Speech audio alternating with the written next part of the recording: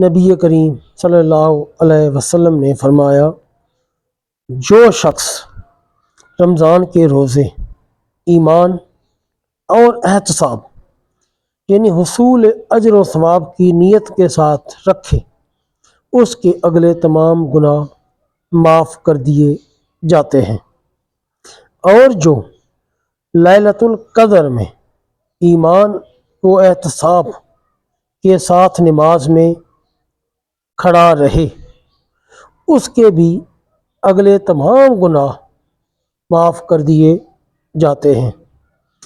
سفیان کے ساتھ سلیمان بن کثیر نے بھی اس حدیث کو زہری سے روایت کیا ہے۔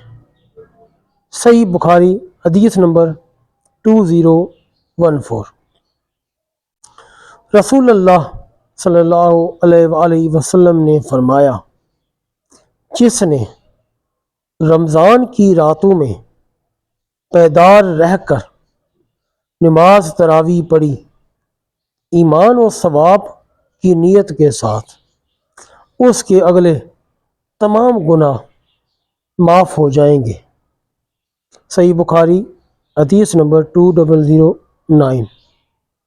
ام المومنین حضرت عائشہ رضی اللہ عنہما سے روایت ہے، انہوں نے عرض کیا، اے اللہ کے رسول، اگر میں لیلۃ القدر پا لوں تو کیا دعا مانگوں؟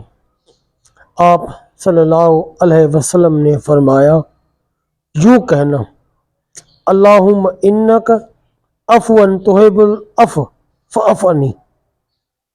اے اللہ، تو بہت زیادہ معاف کرنے والا ہے، تو معاف کرنا پسند کرتا ہے، لہٰذا مجھے معاف فرما دے۔ سنن ابن ماجہ صحیح حدیث نمبر 3850۔ دوستو، اگر آپ کو ہماری یہ ویڈیو پسند آئی ہو تو چینل کو لائک اور سبسکرائب کر دیں اور بیل آئیکن کو بھی پریس کر دیں۔ جزاک اللہ خیرہ۔